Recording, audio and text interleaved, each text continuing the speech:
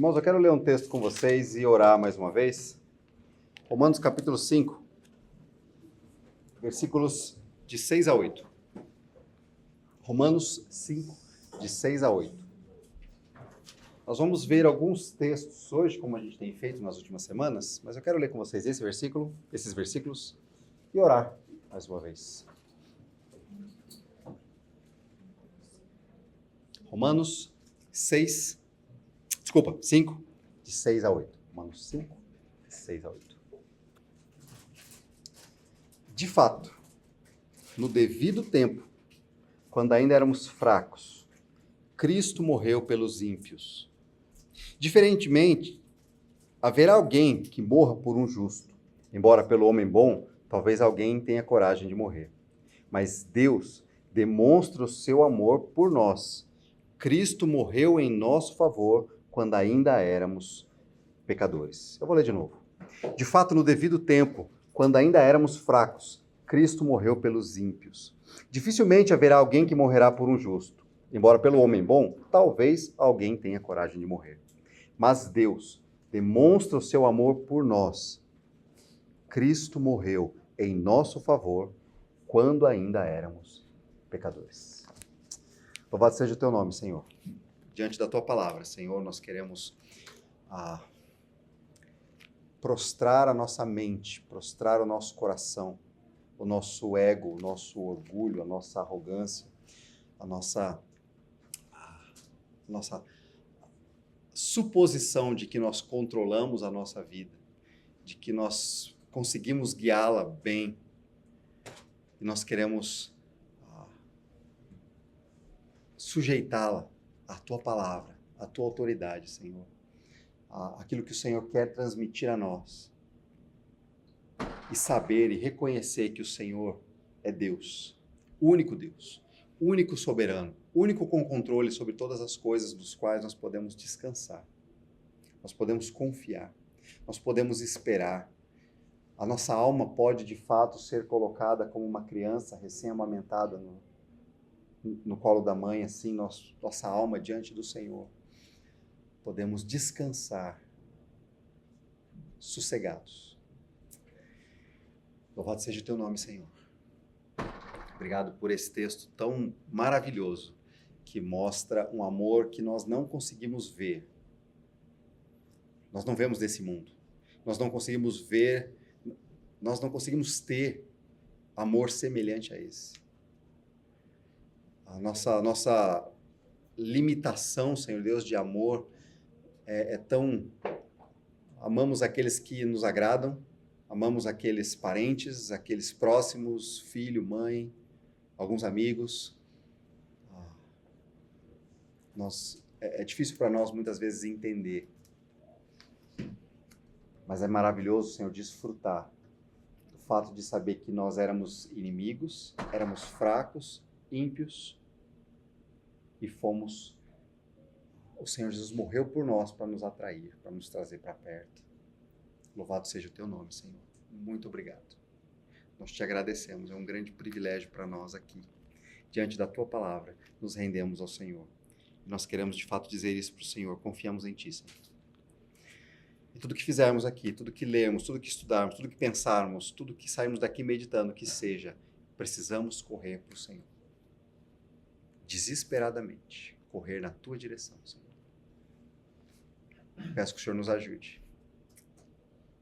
Que o teu Espírito Santo pegue os textos e mova os nossos corações na direção do Senhor. Eu peço isso em nome do Senhor Jesus. Amém, Senhor. Amém? Amém. Temos falado sobre sofrimento. Opa, antes da hora. O que ficou para vocês? Nós estamos falando sobre sofrimento tem 2 semanas. De tudo que falamos sobre sofrimento, frases, ideias, qualquer coisinha que ficou acerca do sofrimento, o que você lembra das nossas últimas 2 semanas aí?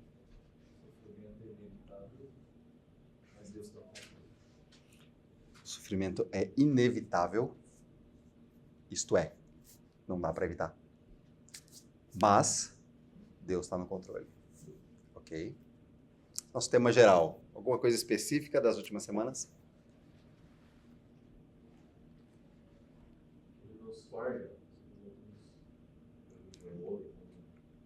Ok. Falamos sobre propósitos, né? Então, Deus tem propósitos para o sofrimento. E ao exemplo do ferreiro forjando a espada ou a ferradura, Deus nos forja, né? E a gente viu isso nos textos, vários textos bíblicos. Propósitos de Deus para o sofrimento, que existe. Né? Nós falamos sobre isso na semana passada. Que o sofrimento é inevitável, Deus está no controle, então ele tem propósito para aquele sofrimento. A gente volta a falar disso, mas é basicamente isso. Mais alguma coisa que você lembra? O sofrimento passa. Amém. Depois vem outro em seguida. Mas também passa. É isso aí. Ok. Que você não consiga perceber quando está passando por sofrimento, você não consegue perceber o que Deus está fazendo. Talvez depois que passa, você não. Ok. Deus tem propósitos que a gente, no momento, às vezes a gente não consegue ver diante do sofrimento. Ok. Deus tem poder para tirar a gente do sofrimento, mas é porque Ele quer, né? Que a gente sofra. Porque Duro, hein? Ele quer o melhor pra gente. Duro esse discurso. Ficou essa parte. Porque Ele quer, então, porque Ele vê que é o melhor pra gente. De alguma maneira, aí você fala da criança lá se divertindo, que na mente dela tá se divertindo e o pai, ele toma, né, aquilo. Que ele tá vendo que vai fazer mal pra ela, mas na mente dela ele só tá sendo muito ruim. Ok. Ok. A gente não sabe o propósito do sofrimento muitas das vezes, mas Deus sabe o que é melhor para nós. E Ele sabe por que nós estamos passando. É isso aí. Nós vimos que no primeiro 2 domingos atrás, que o sofrimento tem muitas causas. Pelo menos, ao atingir a gente, tem muitas causas. Mas que a gente sabe que Deus está no controle de tudo isso aí, e Ele usa isso nas nossas vidas, né? Para aquilo que Ele quer fazer. Hoje, irmãos, então, eu quero conversar com vocês um terceiro aspecto do sofrimento. O sofrimento é inevitável, já falamos isso. Mas anime-se, Jesus falou isso, tá? Não inventei da minha cabeça. Tenham bom ânimo, animem-se. Jesus disse, eu venci o mundo. O sofrimento passa e ele deixa frutos, ele deixa resultados, aquilo que Deus quer produzir em nós, ok? Hoje, nós vimos então as causas do sofrimento, nós vimos propósito para o sofrimento, e hoje eu quero falar sobre ações diante do sofrimento, tá? E essa é a nossa conversa de hoje, né? Já que o sofrimento não dá para evitar, ele vai passar, o importante então é aprendermos como interagir, reagir ao sofrimento. Já que não tem como evitá-lo completamente, né? Já que ele tem algum propósito, então o que a gente tem que aprender é reagir a ele. Interagir diante de um sofrimento. É isso que a gente precisa entender. Lembrando que, um parênteses aqui, a Bíblia não é sobre mim. A Bíblia não é centrada em mim, no ser humano, em mim, eu, Felipe. A Bíblia, ela é em mim, no que eu devo fazer, mas ela é focada basicamente em Cristo e no que Ele fez. Só que, porque Ele fez o que Ele fez, isso me liberta para segui-lo. Me liberta para agir. Para não ficar preso a isso. Mas Ele me leva, Ele me convida, Ele me conduz. Então, aí, diante do sofrimento, as nossas perguntas vão ser: o que eu devo fazer? Qual devem ser as minhas ações? O que é que eu faço diante do sofrimento? Só que antes disso, né, várias afirmações que vocês já disseram, elas são importantes. Eu preciso destacá-las aqui, mais uma vez, porque elas são importantes. Deus conhece cada um dos nossos sofrimentos. Está bem pequenininho, que é um teste para a sua visão aí, para ver se você está enxergando bem. Tá bom? Se você não tiver, vá no oftalmo segunda-feira. Tá bom? Deus conhece cada um dos nossos sofrimentos. Nós já falamos sobre isso. Tá. Mais do que isso, Deus tem controle sobre cada um deles. E aí um terceiro aspecto é, ainda assim, Deus conhece, Deus controla, Deus é bondoso e sábio, isto é, Ele sabe o que Ele está fazendo. Se Deus tem controle, se Deus conhece, Ele tem controle, Ele é sábio, Ele é bondoso, foi o que foi falado. Se Deus não acaba com eles, é porque Ele não quer. Se Ele pode acabar com ele, e Ele não acaba, é porque Ele não quer. Então a gente entende que se Ele não quer, é porque isso é bom para nós. Deus tem um propósito para o sofrimento. Nós já vimos isso na semana passada. Eu preciso correr para Deus e descansar debaixo do seu cuidado. E aqui, esse é o foco que eu quero trazer para vocês, irmãos. Principalmente, tem algumas coisas que nós vamos falar aqui, mas principalmente, o que eu devo fazer diante do sofrimento? Qual é a minha reação diante do sofrimento? O que a gente viu o salmista lá no começo do culto que a gente leu, fazendo diante do sofrimento? Entenda, ele lamenta, ele chora, ele sofre, ele passa a madrugada chorando, ele às vezes não vê resposta. Mas o que é que ele faz? Ele corre para Deus, ele vai na direção de Deus. E aí, uma ilustração sem ser bíblica, assim, uma ilustração do dia a dia, né? Que a gente vê, eu não sei se você lembra de situações que você viveu ou que você já viu, de uma criança, ou andando de bicicleta e ele cai. Deixa eu falar. Ou ele tá brincando assim, subiu na cadeira e caiu, né? Subiu ali e igual o Eliel, subiu aqui na pedra, deu uma raladinha no joelho, e aí tá fazendo isso aí, cai, aí tropeça e escorrega, e aí dói, e aí arde. O que ele faz? Ele sai correndo chorando na direção dos pais. Não foi o seu caso, né? Pelo menos correndo dos pais, né? Mas você vai para a direção, né, dos seus pais, pai ou mãe, no geral, né? Mas você vai na direção daqueles que você sabe que tem, que você confia, né? Que você sabe que você pode descansar ali, que Ele vai cuidar de você. Essa é a proposta para nós diante do sofrimento, irmãos. Diante do sofrimento, nós como filhos de Deus, a gente vai sofrer, a gente vai doer, a gente vai chorar, a gente vai sangrar, vai ralar o joelho. Corra para os braços do Pai. Vá na direção dele. Não fuja dele. Vá na direção dele. Essa é a nossa proposta, essa é a nossa ideia para hoje. Eu quero ler com vocês alguns textos bíblicos, alguns exemplos de alguns exemplos que a Bíblia conta para nós. Um deles é um texto de Asaf, é um salmo, Salmo 73. Abra na sua Bíblia aí, Salmo 73.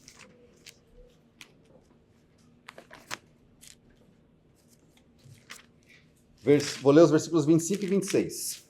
É um salmo, versículos, normalmente as pessoas conhecem. Salmo 73, versículos 25 e 26.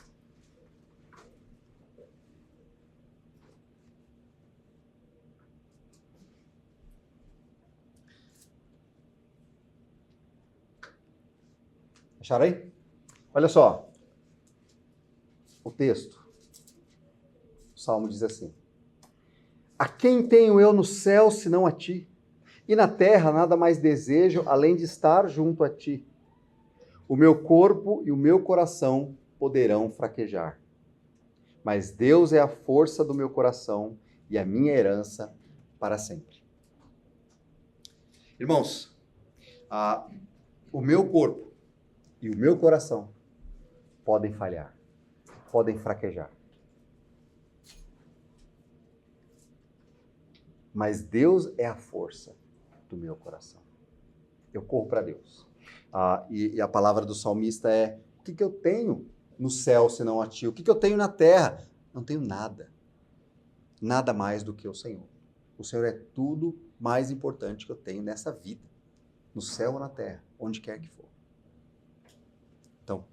Essa é a palavra, independente se o meu corpo pode até fraquejar. O meu coração pode até desanimar. Mas eu só tenho o Senhor. É o Senhor quem eu tenho para recorrer, para confiar. Próximo texto.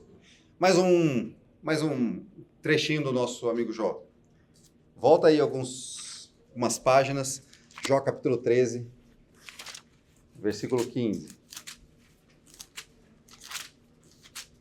Os irmãos já sabem que Jó perdeu tudo que ele tinha lá, está doente, e para melhorar, tem alguns amigos que estão lá perturbando as ideias dele, deixando ele mais tenso ainda, e ele começa a ter algumas reações diante de tudo que eles estavam falando, e aquilo estava incomodando ele. Então, ele perdeu os bens que ele tinha, ele perdeu os filhos que ele tinha, ele estava doente, dos pés à cabeça, com feridas, dos pés à cabeça, e aí, ele está dizendo aqui, versículo 15 do capítulo 13, ele diz assim: embora ele me mate, ainda assim esperarei nele. Certo é que defenderei os meus caminhos diante dele. Irmãos, os amigos de Jó estavam botando a culpa nele pelo sofrimento dele. E ele diz: ainda que Deus me mate, ainda assim, esperarei nele. Ainda que Deus tire a minha vida, se é para eu morrer, ainda assim, eu esperarei em Deus. Essa é uma resposta diante do sofrimento. Mais um texto, vocês conhecem esse aqui. Está lá em Daniel, capítulo 3, versículo 15 em diante.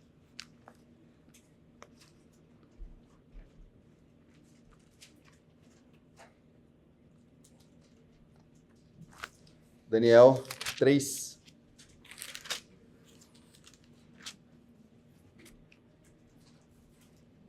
Vocês conhecem a história.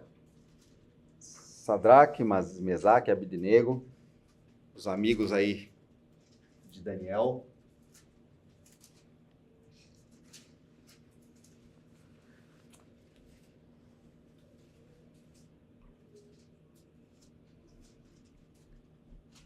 Daniel 3:15. Diz assim: pois agora, quando vocês ouvirem o som da trombeta, do pífaro, da cítara, da harpa, do saltério, da flauta dupla e de toda espécie de música, se vocês se dispuserem a prostrar-se em terra e a adorar a imagem que eu fiz, será melhor para vocês. Mas se não o adorarem, serão imediatamente atirados numa fornalha em chamas. E que Deus poderá livrá-los das minhas mãos. E que Deus poderá livrá-los das minhas mãos, entende? Desculpa a leitura falha aqui. Sadraque, Mesaque e Abednego responderam, versículo 16, ao rei: ó Nabucodonosor, nós não precisamos nos defender diante de ti. Se formos atirados na fornalha em chamas, o Deus a quem prestamos culto pode livrar-nos. E ele nos livrará das tuas mãos, ó rei. Versículo 18. Mas se ele não nos livrar, saiba, ó rei, que não prestaremos culto aos teus deuses, nem adoraremos a imagem de ouro que mandastes erguer. Irmãos, diante de uma pressão, né, que você e eu não vivemos ainda, que é você ser forçado a viver numa cultura que não é a sua, mas você é forçado a adorar os deuses daquela cultura, ou no caso ali do imperador. E eles disseram, olha, se você pode se prostrar ou não, mas se você não se prostrar diante da imagem que eu fiz, vai tocar música, quando tocar a música, você se prostra e adora. Se você não fizer isso, vocês vão ser jogados numa fornalha pegando fogo. Eles vão ser queimados ali. E aí, a resposta daqueles homens, daqueles servos de Deus, é de impressionar. Eles disseram, tudo bem, a gente não precisa se defender. Deus pode nos livrar. Deus é capaz de fazer isso. Ele pode fazer o que Ele quiser. Ele pode fazer até com que o fogo não nos queime, que foi o que aconteceu, mas Ele até pode fazer isso. Ele pode fazer o fogo não pegar. Ele pode fazer qualquer coisa, Ele pode fazer o que Ele quiser. Mas ainda que Ele não fizer, nós não vamos adorar as suas coisas. Ele é Deus. Só Ele é digno de toda adoração. Somente Ele. Essa é a resposta. Só Ele deve ser adorado. Não importa a pressão e sofrimento que eu esteja passando. As ameaças, os medos, as provações, as dificuldades, o calor, literais, do fogo. Ainda assim, eu confio em Deus. Eu descanso em Deus. Esses são os exemplos. A gente vê isso em várias situações da vida, né? A gente tem a oportunidade de ter reações semelhantes a essa. E aí agora eu quero conversar com vocês, então, alguns textos, e eu quero trazer eles aqui na tela para a gente conversar. Um texto está lá em Marcos, capítulo 13, de 34 a 37. Está aqui o texto, mas se quiser abrir, pode abrir, porque é um teste à sua vista. Marcos 13.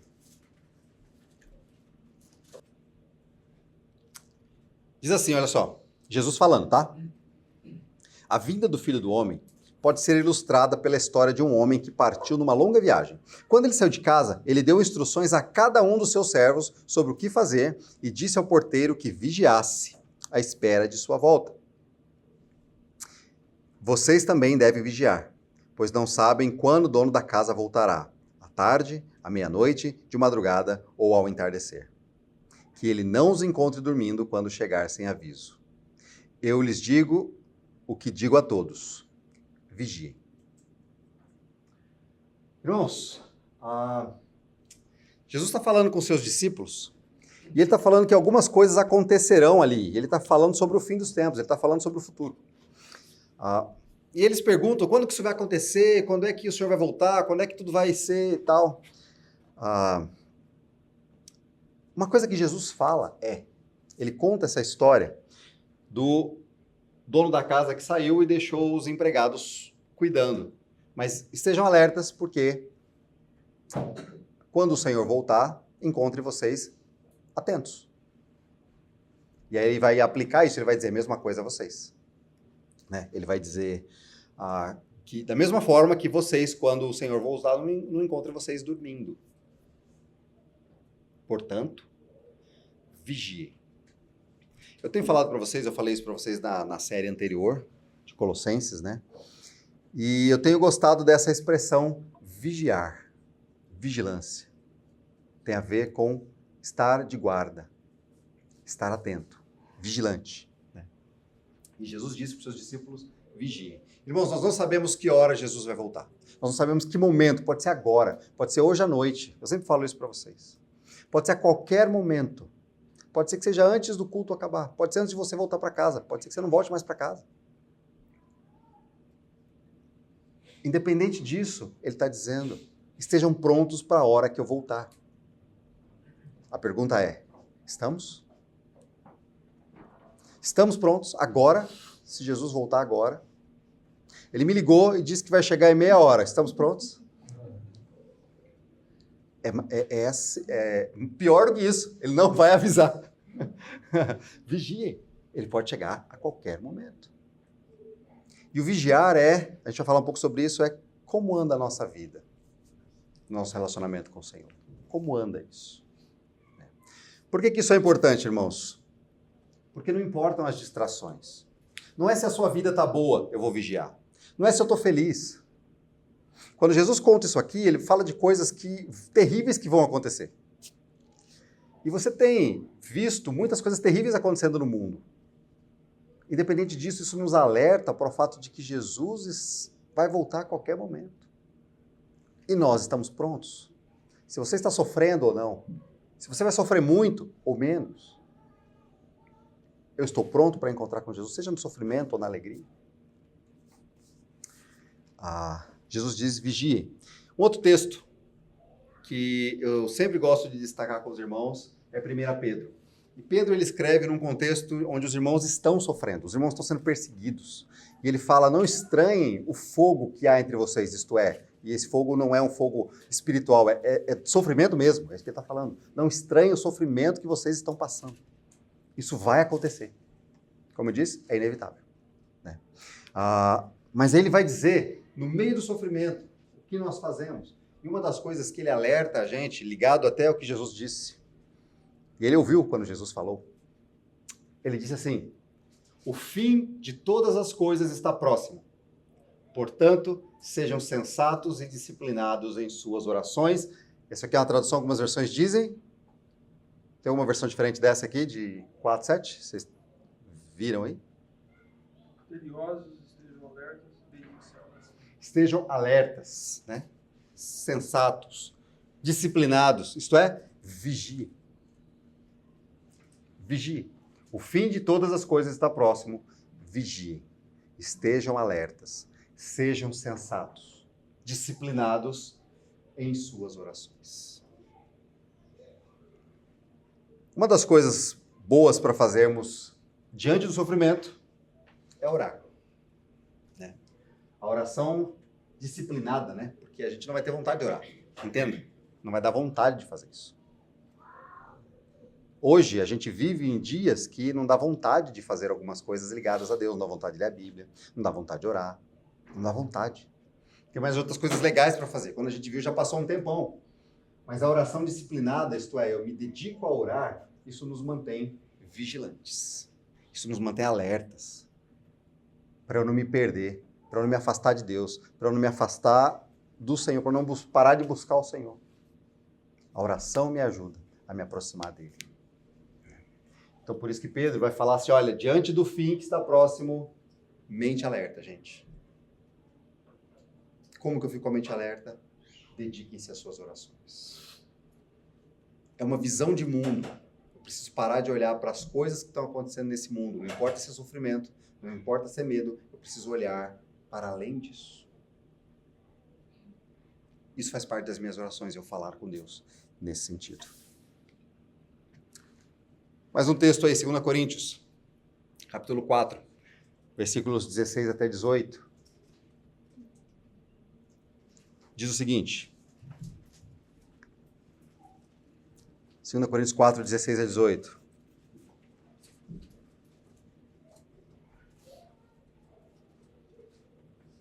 Por isso, nunca desistimos. Ainda que o nosso exterior esteja morrendo, nosso interior está sendo renovado a cada dia. Ainda que o nosso exterior, nosso corpo, esteja morrendo, nosso interior está sendo renovado a cada dia. Pois estas aflições que estão aqui, estamos vivendo, estamos passando por ela, são pequenas e momentâneas, que agora nós enfrentamos, produzem para nós uma glória que pesa mais do que todas as angústias e durará para sempre. Tá? Então, propósito para o sofrimento, isso está acontecendo. Versículo 18, então. Portanto, já que nós não desistimos, porque estamos sofrendo, ainda que seja doendo tudo por fora, essas aflições, elas têm propósito, estão ali. Portanto, já que eu sei disso, o que ele diz? Não olhamos para aquilo que podemos ver.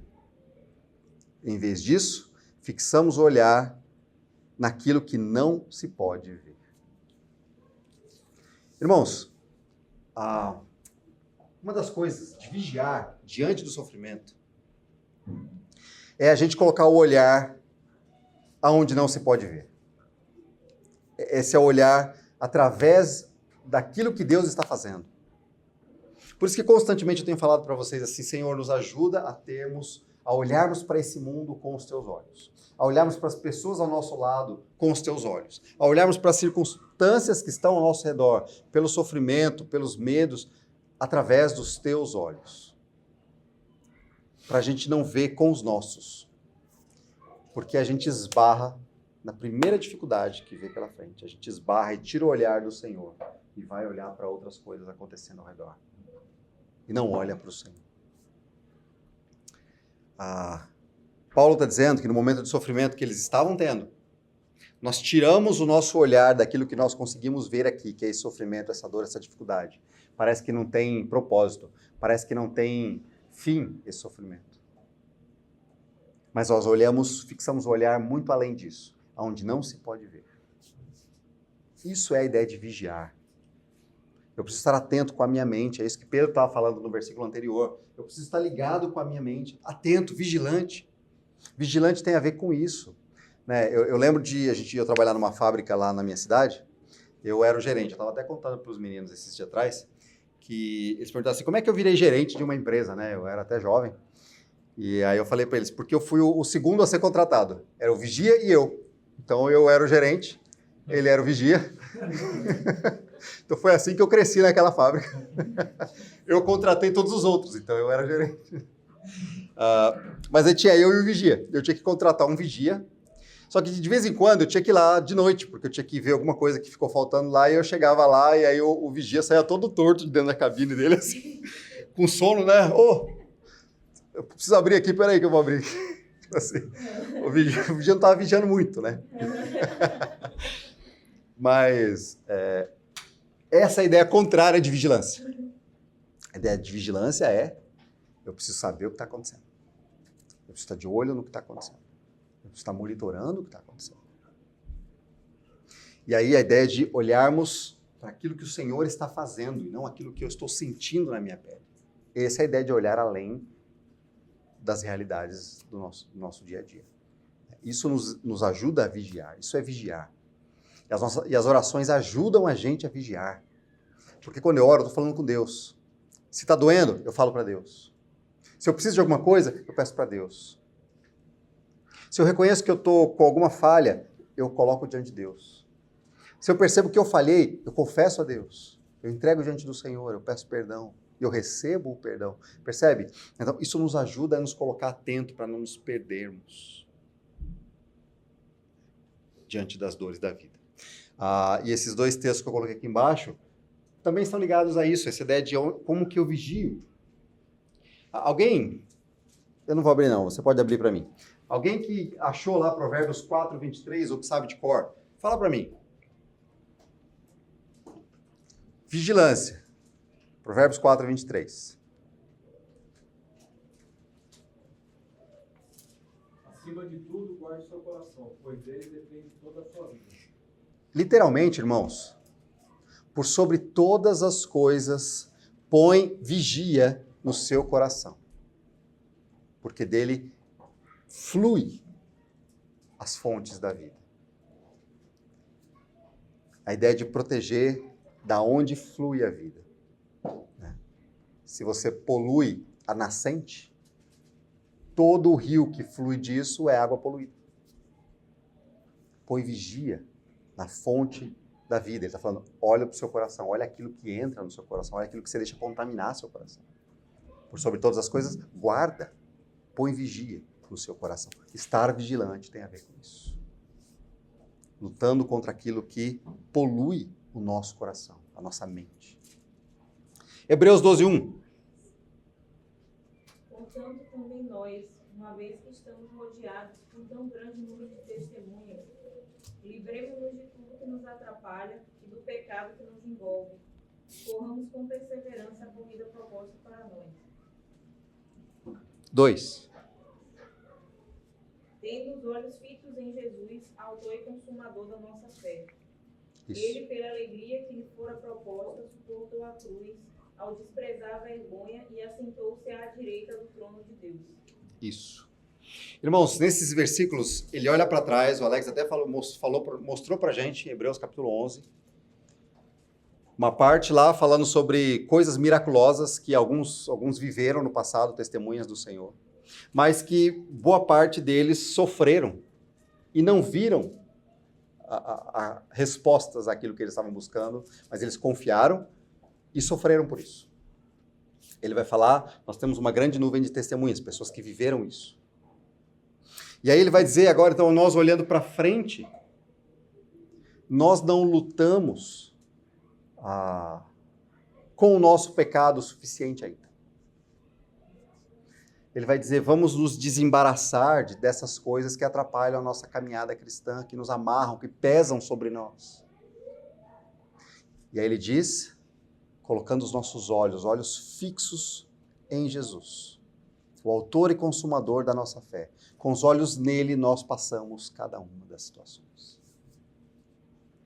Essa é a ideia da vigilância. E quando eu lembro desse texto, né, olhos fixos em Jesus, eu lembro daquele texto de Pedro andando sobre as águas. Porque o texto diz, enquanto Pedro olhava para Jesus, ele andou sobre as águas. Algo impressionante.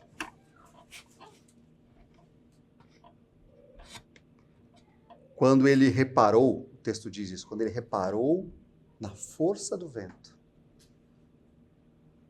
ele olhou para os lados. Ele tirou os olhos de Jesus e ele olhou para as circunstâncias. Ele começou a afundar. E quando ele disse, Jesus, salva-me, Jesus o levantou e colocou ele de volta no barco.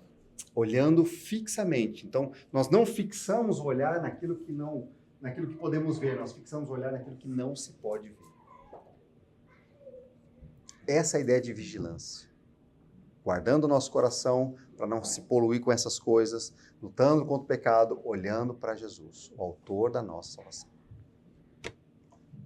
Vigilância para olhar para o Senhor Jesus. Mais um texto aqui. 2 Tessalonicenses, capítulo 1, versículos 3 e 4.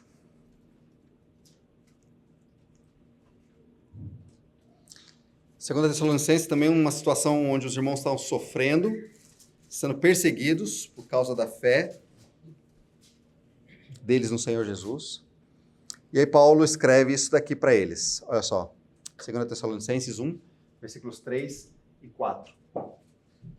Irmãos, não podemos deixar de dar graças a Deus por vocês, pois a sua fé tem se desenvolvido cada vez mais, e seu amor uns pelos outros tem crescido. Por isso, nos orgulhamos de falar às outras igrejas de Deus sobre a sua perseverança e fidelidade em todas as perseguições e aflições que vocês têm sofrido. Você quer saber como agir diante do sofrimento?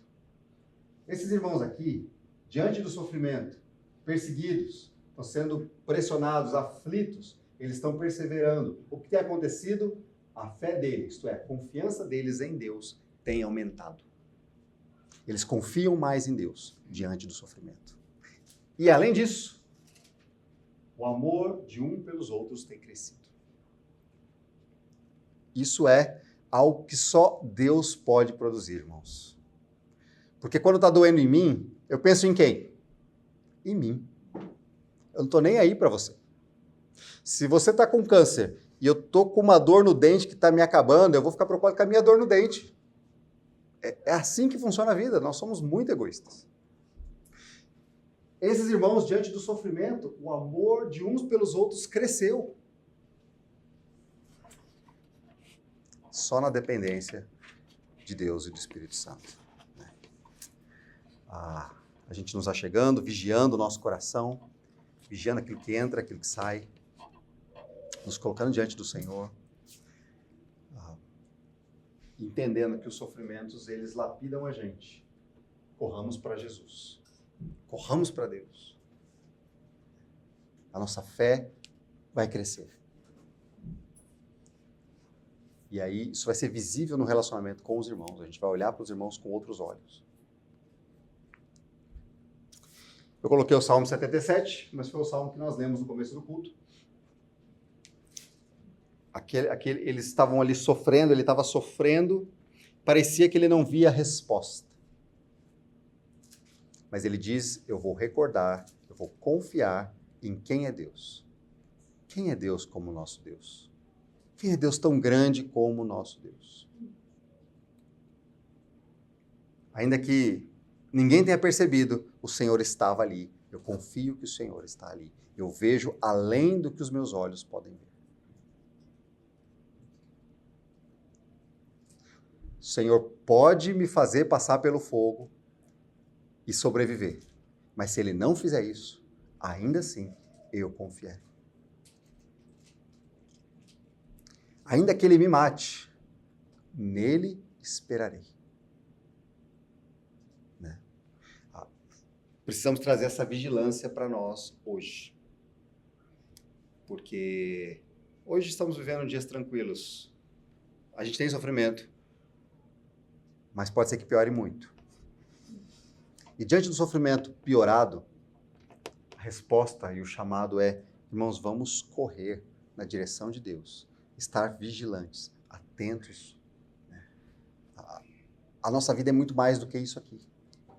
Isso aqui é uma parte curta. É uma menor parte, essa. Então ele nos chama à vigilância, a estarmos atentos. Para finalizar aqui com os irmãos, para a gente fechar aqui, então o melhor jeito de reagir e interagir com o sofrimento é correndo para os braços do Pai. E a gente falou então sobre vigiar. Isto é, manter a atenção e a concentração em Deus, né? Buscá-lo. E aqui eu coloquei 3 pontos para a gente pensar. Eu preciso reconhecer Deus e acreditar nele. E aí, se eu fizer isso, irmãos, eu vou evitar a mentira que o meu coração conta para mim. Sabe? O meu coração diz para mim que se eu for por esse caminho aqui, vai ser gostoso, vai ser bom, vai ser agradável. Não, Deus disse que não é legal, mas vai ser bom, vai ser mais fácil para você. Eu preciso parar de acreditar na mentira que o meu coração conta para mim, de que vai dar certo. Mesmo que Deus tenha dito que não é assim. Vai dar certo. O meu caso é diferente. Eu preciso parar de acreditar nessa mentira e reconhecer que Deus é Deus e eu sou falho, eu preciso dele. E isso me mantém vigilante. Reconhecendo que Deus é Deus, eu acredito nele, eu preciso parar de acreditar nas mentiras que o meu coração conta. Uma segunda coisa é verificar com as verdades de Deus, isto é, confiar. Então, se eu acredito em Deus, eu vou comparar aquilo que Deus está falando para eu viver e eu vou decidir acreditar e confiar naquilo que Deus está falando para mim é a verdade. Se Ele está dizendo, é a verdade. Eu confio, eu descanso, eu espero, ainda que eu não veja. Eu coloco os olhos além daquilo que eu consigo ver, que é confiar no Senhor. E por último, dizer para Deus, orar, falar com Deus, confessar, se for pecado, se for fraqueza, você poder falar para Deus, você poder adorá-lo, você poder reconhecer que Ele é Deus, isso tudo diante de Deus, você falando com Deus, orando. Né? Pedro disse, o fim de todas as coisas está próximo, portanto, vigiem para o bem das suas orações, né? Para o desenvolvimento das suas orações, orando. Né? Então, a vigilância nos ajuda a falar com Deus e disciplinar de orar nos ajuda a estar vigilantes. Parar de acreditar na mentira, confiar em Deus. Nós precisamos disso. O que fazer diante do sofrimento? De forma genérica, corra para Deus. Como? Irmãos, a oração. Duvidar das minhas vontades, confrontar elas com as Escrituras. Confiar mais nas Escrituras. Reconhecer que pecou, confessa ao Senhor. Reconhece que pecou, diga para o Senhor, Senhor, eu pequei. Reconheça, Senhor, eu falhei, eu abandonei o Senhor. E não é só assim, Senhor, eu fiz isso aqui e foi pecado. Não, Senhor, o meu coração rejeitou o teu conselho. E eu fui pelo meu. De forma orgulhosa, me perdoe o meu orgulho, a minha arrogância. Eu abandonei o Senhor, indo pelo meu próprio caminho. Confesse ao Senhor, peça perdão. Reconheça diante dele. Diga para ele e confie na direção. Então, basicamente, de forma bem teológica, leia a Bíblia e faça a oração se quiser crescer. Irmãos, nós somos convidados constantemente a correr para Deus. Como? Ouvindo a orientação dele, acreditando nela, reconhecendo os meus pecados, falando com Deus. Eu digo para Deus. É isso. É a nossa vida. Relacionamento com Deus. que eu faço diante do sofrimento é a mesma coisa que eu faço longe do sofrimento. Eu me aproximo de Deus e eu desfruto do relacionamento que eu tenho com Ele. Ele me chamou para isso, né? Jesus disse, anime-se, eu venci o mundo. E Jesus sofreu para que nós pudéssemos nos aproximar do Pai. Eu li esse texto aqui no começo e eu quero terminar lendo ele com vocês. Romanos 5.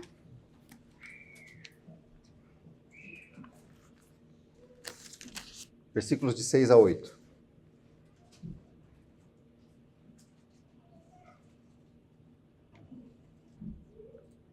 Romanos 5, de 6 a 8.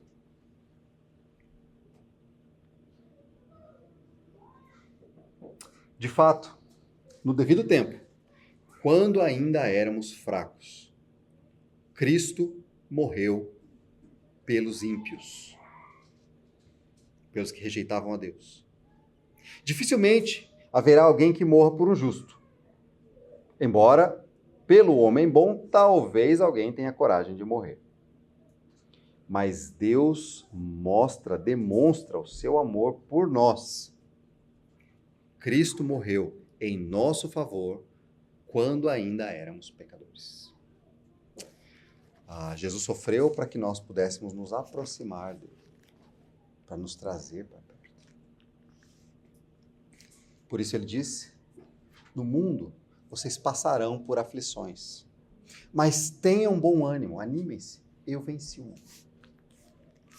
Eu os trouxe para perto. Eu dei a vocês a verdadeira paz, que esse mundo não pode dar. Nada nesse mundo pode dar paz e alegria completa. Nada. Nada. Nada.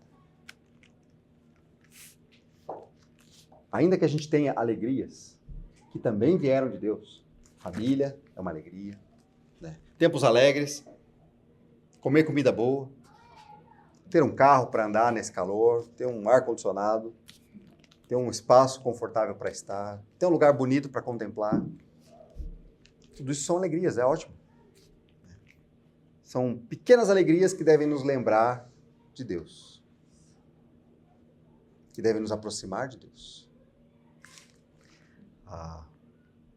Mas isso aqui não é nada perto da alegria plena de estar junto com o Senhor, de viver junto dele.